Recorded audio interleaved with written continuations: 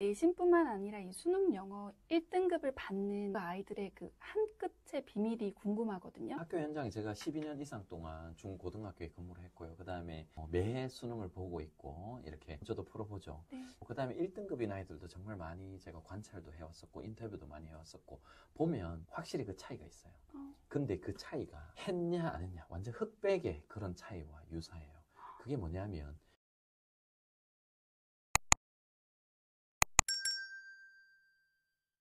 네, 오늘 아주 어렵게 귀한 분 다시 한번 모셨습니다. EBS 강사이자 인스타그램 그리고 유튜브에 효림파파라는 닉네임으로 활동하고 있는 성기홍이라고 합니다. 선생님, 영유 출신 아이들은 매해 늘어나는데 수능 영어 1등급 받기는 왜 여전히 어려운 걸까요? 일단 수능이라는 것이 한 2018년부터 가장 최근에 2024년까지 대략 1등급의 비율로 보자면은 한 프로대 가장 어려웠을 때가 4.71%인가 그랬고요. 그러면 네. 100명으로 치면 한 4.7명이 되겠죠. 그리고 이제 뉴스나 이런 보도에서 좀 쉽다. 소위 물수능이다 라고 했을 때는 한 12%까지. 그래서 평균 잡았을 때 대략 한 7%에서 8% 정도로 유지가 되고 있어요. 더 어려워지지도 않고 더 쉬워지지도 않고 이거를 난이도로 설명을 드린다면 미국의 중학교 3학년에서 그리고 고등학교 1학년 정도의 평균으로 유지가 되고 있고 그러면 쉬운 문제 같은 경우는 중학교 초반에 문제도 나오기도 하고 어려운 문제 같은 경우는 작년에는 킬러 문항이라는 것을 이제 정부에서 좀 많이 걸러내면서 출제해서 가장 어려운 문제가 미국의 고3 수준이 나왔고요. 그 전해까지만 하더라도 상당히 난이도가 높다라고 할 수 있고요. 그래서 애초에 열심히 한다라는 것만 해서 수능도 잘 칠 수 있는 게 아니라 사실은 처음부터 이 접근 방법 자체가 발라야지. 그 다음에 뭐 연교를 나오든 연교를 나오지 않든 간에 추후에 학습을 하면서 접근이 훨씬 더 수월하고 또한 효과도 어느 정도 보장이 되는 그렇다고 할 수가 있겠습니다. 첫 단추가 중요하다는 네. 말씀이시네요. 이제 저처럼 제 시대 때 학부모님들이 영어 문장이나 뭐 영어 책을 보면 항상 그 문장 분석부터 하려고 하는 경향이 있어요. 사실 이런 부분들 흔히 관찰합니다. 네, 제가 12년 이상 교직에 있었고요. 그다음 네. 현재 초등 영어 센터를 운영을 하지만 생각보다 이런 방식의 잘못된 것으로 일어나는 어찌 보면 영어 학습이 그 효과가 좋지 않다거나 그리고 아이들이 영어를 거부한다든가 영어 감정이 많이 안 좋아진다든가 이런 부분을 흔히 관찰할 수 있고 학교 현장에 가보시면 사실은 다수가 거기에 해당한다고 할 수 있어요. 절대 다수는 아니더라도 많은 학생들이 애초에 처음부터 이 접근 방식을 잘못 생각하고 있어서 혹은 거기에 내가 하고 있는 게 옳은가 괜찮은가에 대한 합리적인 그런 의심을 해보지 않고 그냥 남들이 다 하니까 이렇게 해야 되는 줄 알고 그런 방향을 선택해서 나중에 고등학교 때 영어 서술형 평가를 치르고 그리고 좀 더 수준 있는 수능 문제를 풀 때 영어를 사용하도록 요구를 받았을 때 대응이 잘 안 되는 경우가 많죠. 첫 번째는 영어 단어를 많이 외우는 거죠. 영어 단어 외우는 거 필요할까요? 안 필요할까요? 경험해보고 나니까 필요한 것 같아요. 당연하죠. 네. 영어 단어가 중요합니다. 네. 진짜 중요하죠. 그리고 수능은 여러 가지로 난이도 조절하지만 네. 어휘의 수준으로 그 난이도가 조절이 또 크게 되는 부분이 있거든요. 그런데 초등학생들의 학습 습관들을 보면 영어 단어부터 외웁니다. 영어를 많이 접하고 영어를 듣고 영어를 읽은 상태에서 그 다음에 영어 단어를 얹어가는 게 아니라 읽고 듣기 위해서 영어 단어부터 그리고 그 양을 상당히 많이 가져가는 거죠. 그러다 보니까 영어가 재미없어지고 그리고 외운 것도 기억이 나지 않죠. 예를 들어볼까요? 그러면 우리말을 그대로 예를 들어보면 아이가 우리나라 학년으로 한 3학년, 4학년이 됐다고 가정을 해보면 이 학생들이 3학년, 4학년이 되기 전후 아직까지 어휘 학습을 본격적으로 한 친구들은 있긴 있을 수 있는데 거의 없거든요. 네, 거의 없잖아요. 네. 뭐 책을 읽는다거나 뭐 부모님과 대화를 한다거나 뭐 유치원에서 쌤들이랑 대화하고 이런 것들이 주가 되고 독서 수준이 서서히 올라가고 일정 수준의 어휘력이 갖춰지고 그러면서 초등학교 중학년 3, 4학년이 되었을 때 뭐 어린이 신문 읽을 수도 있고 넌픽션 그 비문학 관련된 학습서를 할 수도 있고 그러면서 어휘도 조금 더 깊게 들어가는데 그런데 영어는 이게 완전히 다르게 된다는 거죠. 이미 우리말은 그 정도 수준이 되면 잘 듣고 구사할 수 있는 수준이 되고 그때 우리말 어휘를 조금 더 깊이 있게 이렇게 정리를 하고 혹은 한자를 좀 더 폭을 넓힌다든가 하지만 영어는 아직 잘 듣고 잘 읽지 못하고 잘 말하고 쓰지 못하는데 이 네 가지를 위해서 어휘를 너무 많이 외우는 것을 선택하는 경우가 흔히 있죠. 외우더라도 그게 기존 지식이 없으니까 이게 휘발되어 버리는 경우가 많고 또한 외우더라도 그 외운 것을 활용할 수 있는 데가 읽기나 쓰기나 말하기에서 그 기본 체계가 아직 잡혀있지 않기 때문에 네. 그 어휘들을 제대로 활용할 수 없는 경험이나 그런 방식이라고 할 수가 있겠고요. 우리 뭐 입시 영어다, 한국식 영어다, 독해를 하고 문법을 하고 이런 것들은 사실은 다 필요합니다. 어휘, 제가 말씀드린 어휘도 마찬가지입니다. 당연히 해야 되죠. 우리말도 그렇잖아요. 이거 아이가 쭉 하다가 초등학교 고학년이 되고 그 다음에 중학생, 고등학생이 되면 이제 뭐 시조 같은 것도 배워보고 뭐 시도 한번 써보고 문학도 배워보고 비문학도 보고 그러면서 거기에 나오는 상징, 주제는 무엇인가, 비유도 한번 정리해보고 그 단순히 글을 읽고 끝나는 것에 넘어서서 조금 더 깊이 있게 들어가면서 문학 작품도 보고 평소에 접하지 않던 학문적인 어휘들, 평소에 우리가 구어체에서는 잘 안 쓰는 네. 문어체에 관련된 어휘들 그런 것들을 접하고 학습이라는 것을 한단 말이죠. 네. 영어도 마찬가지예요. 그런 것들이 기본적인 영어 체계, 소위 귀가 뚫린다고 하죠. 네. 귀가 뚫리고 좀 읽을 수 있게 되고 그리고 난 다음에 어휘 학습이든 문법이든 독해든 주제를 찾든 뭐 이렇게 논리적인 순서를 하든 무언가를 이제 더 추가해서 할 수 있는 것이죠. 그래서 이런 방법들이 완전히 잘못됐다 그렇게 말씀드리는 게 아니에요. 우리말도 그렇듯이 영어도 당연히 어휘든 문법이든 학습을 해야 됩니다. 다만 전제 조건이 있어야 된다는 것이죠. 전제 조건은 영어를 구사할 수 있고 어느 정도는 영어의 그 영어에 대한 회로를 갖추고 난 다음에 어느 정도 학습을 처리할 수 있는 시기가 되었을 때 그때 학습을 함께 병행하자라는 것이죠. 네, 그러니까 순서가 조금 문제고 알맞는 순서가 됐을 때 학습이 들어가면 훨씬 더 효율적이고 효과적이겠네요. 그렇죠. 네. 그게 꼭 필요하다라는 네. 것이죠. 이 영단어에 대해서 말씀해 주셨는데 영단어를 많이 외우려면 책이나 글만 많이 읽으면 저절로 습득이 될까요? 네, 아주 좋은 질문이고. 네. 책이랑 글 읽고 많이 들으면 어느 수준까지는 습득이 되고 학습이 됩니다. 네. 예를 들어서 우리말 아이가 어릴 때부터 미취학 유치원 다니고 책 읽고 그리고 뭐 그림책도 읽고 문고판 책 읽고 즉 많이 접하다 보면은 자연스럽게 일정 수준 이상으로 어휘력이 당연히 갖춰지는 거죠. 그리고 그 타이밍에 신경 써야 될 것이 두 개가 있습니다. 예를 들어서 한 AR 지수로 쳤을 때 이 AR 지수라는 거 제가 설명을 드리기 전에 AR 지수에 대해서 간단하게 말씀을 드리면요. AR 지수라는 것은 영어 글에 부여하는 난이도입니다. 그러면 예를 들어서 어떤 특정한 책이 쉽다라고 한다면 어떤 사람이 제가 생각하기는 쉬운데 또 어떤 사람이 생각하기는 정말 쉽고 어떤 사람이 생각하기는 많이 어렵고 네. 이게 주관적이잖아요. 그래서 이거를 수치화시킨 걸 AR 지수 혹은 또 다른 회사에서는 렉사일 지수라고 있는데 네. AR 지수를 대표로 오늘 예시를 들어볼게요. 그러면 AR 지수가 2.4라고 했을 때는 미국 초등학교 기준으로 2학년 4개월이 읽기에 적합한 글이다 볼 수가 있는 거죠. 대략 아이의 수준이 AR 지수로 한 3에서 4 사이, 한 3.5 전후가 되었을 때 이 정도면은 이제 초급에서 벗어났다고 할 수 있어요. 미국 초등학교 3학년과 4학년 사이이기 때문에 완전히 영어를 시작하거나 혹은 아주 기초적인 단계는 벗어나고 책으로 치더라도 우리말로는 문고판을 읽는 수준이라고 할 수 있겠죠. 예. 그러면 예를 들어서 우리말 문고판 책 떡집 시리즈 혹시 아세요? 네. 떡집 시리즈 저희 아시잖아요. 딸 좋아해요. 네네, 저희 좋아해요. 네. 예를 들자면 그런 떡집 시리즈 정도는 사전을 찾는다거나 그 안에 있는 어떤 어휘를 정리해서 이렇게 암기를 하고 그런 학습이 필요가 없다라는 거죠. 근데 그 수준에서 이제 탁 넘어서려면은 이제는 학습을 좀 더 겸해야 되는 게 네. 들어갈 필요가 있겠죠. 그래서 이제 넌픽션으로 간다든가, 즉 이제 영어에 다시 돌아오자면 네. 거기에 좀 더 수준 높은 책을 읽으려면은 문맥으로만 파악할 수 없는 그런 단어들이 서서히 등장을 하기 때문에 정말 궁금한 것들은 이렇게 정리를 해보고 사전을 찾아본다든가 그렇게 하면 참 좋다고 할 수 있고요. 정말 많은 초등학생의 부모님들이 놓치고 있는 것이 이 영어가 언어라는 점이고 언어는 더 발전하기 위해서는 사용을 해봐야 된다는 거죠. 사용한다는 것은 말하고 글로 쓰고 두 가지를 다 포함하겠죠. 그러면 그 인풋들, 영어를 읽고 들은 것들이 머릿속에 쌓여 있는데 그게 출력이 되는 부분을 이제 초등학교 한 중학년 정도 아이의 수준마다 이 시기는 다 다를 수도 있겠죠. 어떤 아이들은 더 수준이 높기 때문에 좀 더 저학년에 하거나 혹은 정말 빠르다면 미취학 때도 당연히 가능하겠죠. 그리고 고학년이라도 가능할 것이고 그래서 이 출력하는 연습을 꼭 챙겨서 하는 것이 필요하다고 할 수가 있겠습니다. 네. 그래서 선생님이 이번에 좀 출간하신 책이 굉장히 의미 있다고 생각을 하는데요.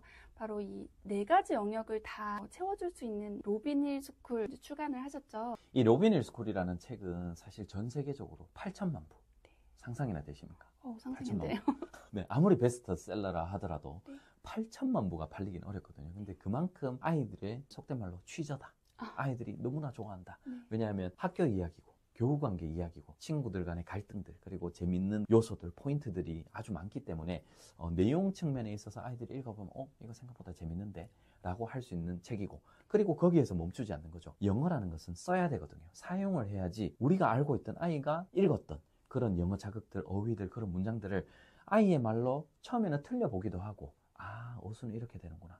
이렇게 단계별로 쓰기를 할 수 있는 그런 부분들을 제가 집필을 하였습니다. 그래서 양질의 텍스트를 가지고 여러 가지 활동들이 있지만 메인으로 쓰기와 아주 강력하게 연결이 되어 있는 것이죠. 그래서 영어 쓰기, 어순 구성, 그 다음에 우리가 문법을 가르치지 않더라도 영어는 어떻게 구성이 되는가, 어떻게 하면 이 쓰기를 할 수 있는가, 문장을 어떻게 구성할 수 있는가, 어떻게 하면 나의 아이디어를 집어넣을 수 있는가를 이런 단계별 쓰기를 통해서 쉽게 접근할 수 있도록 해두었어요. 예를 들자면 어떤 패턴, 이런 문구는 구조는 너무나 많이 쓰더라. 그러면 그것들을 이제 단계별로 처음에는 주어고 주어라고 표현하지 않더라도 읽기만 하더라도 처음에는 이런 말을 쓰는구나. 그 다음에는 행동이 나오네.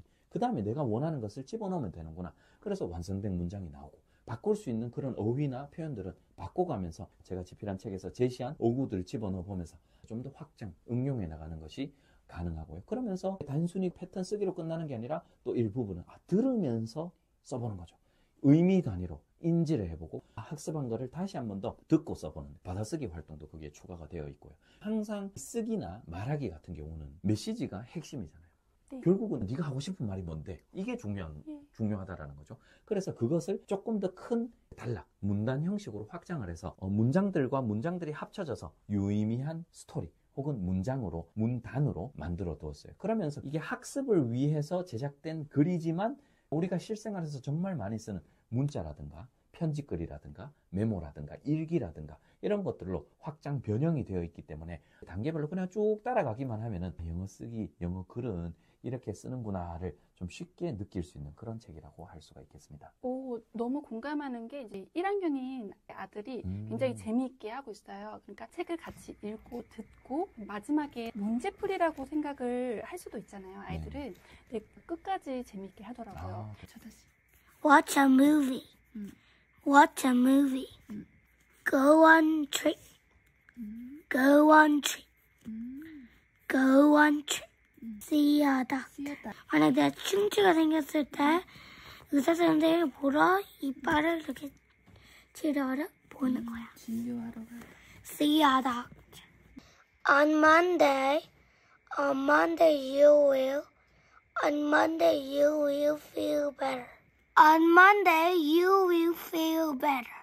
그리고 말씀하신 부분 그 자신의 것으로 좀 변형해서 패턴에 자신의 것을 넣어서 만들어가는 그 과정이 저희 첫째뿐만 아니라 저희 둘째까지도 굉장히 잘 활용을 하고 있습니다. 네. 한번 활용해 보시면 아이가 편하게 그리고 유의미하고 그다음에 실력도 쓰기라는 것에 감을 잡아나가고 할 수 있는 역량을 키우는데 도움이 될 수 있는 책이라고 생각합니다.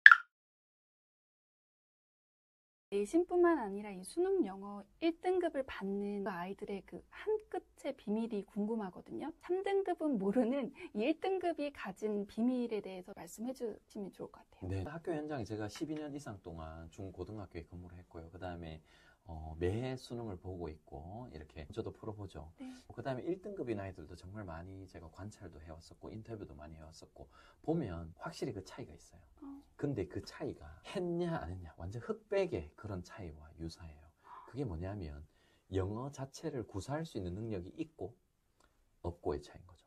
즉 제가 처음에 말씀드린 거와 같이 영어를 많이 듣고 많이 읽어서 영어의 회로가 머릿속에 형성이 되어 있는가, 그리고 중고등학교 때 열심히 학습을 했는가, 요 학생들과 그다음 반면에 원하는 성적이 좀 잘 안 나오는 학생들, 그리고 영어 서술형 평가에서 계속해서 고전하는 학생들은 보면 영어 자체를 많이 듣고 많이 읽은 양이 부족하고 그거를 학습으로만 계속 쭉 이어왔기 때문에 이 단어의 의미는 뭐야 라고 하면 대답은 할 수 있을지라도 그것을 활용해서 뭔가 글을 적어야 되거나 혹은 조금 더 고차원적인 글을 봤을 때 어떤 문해력을 가지고 주제를 파악해내서 풀어야 되는 그런 수능을 만났을 때는 그런 영어 역량 자체, 영어 회로 자체가 형성이 되어 있지 않으면 학습을 했다 하더라도 그게 최고가 되기에는 상당히 부족하다라고 할 수가 있는 것이죠.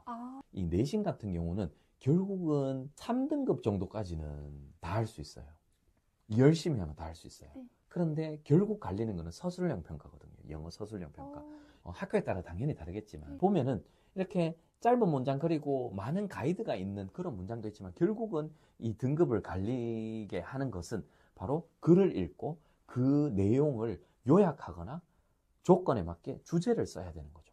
그러면 그 글에 있는 것을 그대로 옮겨 적는 게 아니라 자신의 말로 적어야 되는 거예요. 영어의 어순과 문법에 맞게 그 내용을 제대로 표현할 수 있어야 되는데 이게 암기를 통해서 되는 것도 아니고 단순히 단어만 많이 외워서 한다고 되는 것도 아니고 한 달 동안 쓰기를 집중적으로 한다고 되는 것도 아니라는 것이죠. 네. 그렇기 때문에 이 부분이 자연스럽게 대처가 되려면은 당연히 영어를 구사할 수 있는 능력이 애초에 서서히 쌓아와야지 중고등학교 때 학습을 통해서 이게 딱 완성이 되는 거죠. 근데 이제 1, 2등급, 네. 한 2등급 정도 되더라도 영어를 어느 정도 구사를 하거든요. 네. 그리고 1등급 아이들은 이 영어를 구사하는 능력 측면에서 봤을 때는 어느 정도는 자유롭다. 그런데 거기에 이제 시험 범위에 필요한 어휘라든가 그 시험 범위에 뭐 2, 3개월 동안 공부랑 문법 포인트라든가 선생님이 나온다. 이게 범위다라고 했던 것을 영어 능력에 얹어가면서 그것들을 이제 녹여낼 수가 있는 거죠. 그래서 서술형 평가에서 결국은 내신은 갈리며 그럼 서술형 평가를 잘하려면은 그런 영어를 사용할 수 있는 능력을 과거부터 그 시점까지 쭉 쌓아와야 된다라고 할 수가 있는 거죠. 그럼 이 외에도 또 있을까요? 이거 이외에 영어 내신 1등급 혹은 수능에서 1, 2등급 높은 등급을 받는 아이들의 공통점을 말씀을 드리면 일단 첫째, 너무나 당연한 이야기지만 아무도 잘 못 지키는 1등급, 2등급들만 잘 지키는 게 뭐냐면 공부량 자체가 많아요. 그 양 자체가 다른 거죠. 네. 그러니까 한마디로 3등급은 공부를 덜 하고 어, 1, 2등급은 공부를 하는 양 자체가 많다라는 거고 네. 제가 경험적으로 봤을 때 한 3등급 정도면 1회독을 간신히 했다 정도로 볼 수 있고요. 물론 아이마다 차이가 당연히 있을 수 있습니다. 그리고 학교마다 당연히 다를 수가 있고요. 그래서 한 3등급 정도면 한 번 정도를 다 봤다. 2등급 정도 되면 한 2번에서 2번 반 정도 보았다. 1등급 그 위에 초극상위권으로 네. 가면은 그게 4회독, 5회독 이렇게 더 많이 보는 거예요. 그러니까 시간을 더 효율적으로 쪼개서 쓰고 그리고 여기서 하나 더 추가하고 싶은 것은 보면서 이게 부족하네. 이게 부족하네. 쌤이 이렇게 말씀하셨는데 이게 뭐지? 라고 하면서 그 특유의 꼼꼼함이 있다라는 거예요. 그래서 한 3등급, 4등급 학생들은 이렇게 꼼꼼함을 챙겨서 보기보다는 큰 내용들 그리고 디테일한 것들을 한 번 정도 그냥 딱 보고 궁금한 건 이거 안 나오겠지. 여기서 나올 거야. 라고 자기 자신에게 어떨 때는 최면을 가면서 왜냐면 저도 그런 적이 당연히 있거든요. 학창 시절에. 저도 뭔가 네, 기억이 네. 나는 것 같아서. 네. 근데 결국은 여기서 안 나오겠지라고 했던 거에서 등급이 갈리거나 혹은 거기에서 생각보다 많이 나오거나 그러면은 이 성적이 확 떨어지기도 하고 또 이렇게 또 좀 아쉬운 네. 그런 성적을 받기도 하잖아요. 그래서 이렇게 공부량이 많아지다 보니까 자연스럽게 빈틈이 보이게 되고 그것을 갖추기 위해서 좀 더 꼼꼼하게 학습을 하게 되고 더 많은 질문을 하게 되고 그리고 그 꼼꼼함을 갖춘 채로 그 다음 회독에서는 그것까지 복습을 하고 반복을 하기 때문에 꼼꼼하게 공부량이 많이 확보가 된다. 그래서 사실은 이게 차이를 가지고 오는 원인이고 그게 입학사정관에게는 무엇으로 표현이 되냐면 성실함으로 이 세 글자로 줄여져서 입학사정관들은 내신을 성실함의 잣대이다 이렇게 표현을 하거든요. 그럼 선생님께서 말씀하시는 그런 아이들 정말 공부량도 많고 꼼꼼한 아이들이 평소에 학교에서 보여주는 특징 같은 게 있을 것 같은데 있죠. 이게 생활에서 나타나는 특징들이 좀 있어요. 첫 번째는 출결이에요. 출결.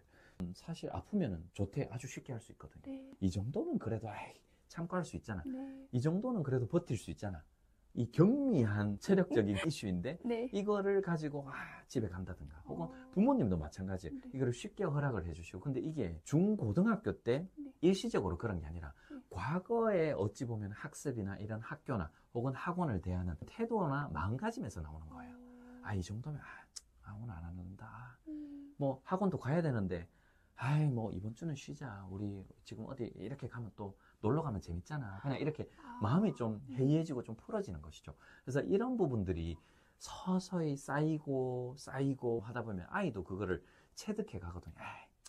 오늘 하루 정도는 빠져도 돼. 근데 하루가 빠지면 그거를 메꾸기 위해서 더 많은 것을 할 수 있는 그 시간에 나는 뒤처진 것을 하고 있고 그러다 보니까 학업 손실이 생기고 그러다 보니까 공부량이 좀 더 이렇게 뭔가 갉아먹어 나가게 되는 확보를 하기가 어려워지는 네. 그런 현상들을 쉽게 관찰할 수가 있고요. 네. 두 번째, 효율이라든가 공부량 측면에서 최상위권 아이들이 잘 보이는 특징이 바로 복습이에요.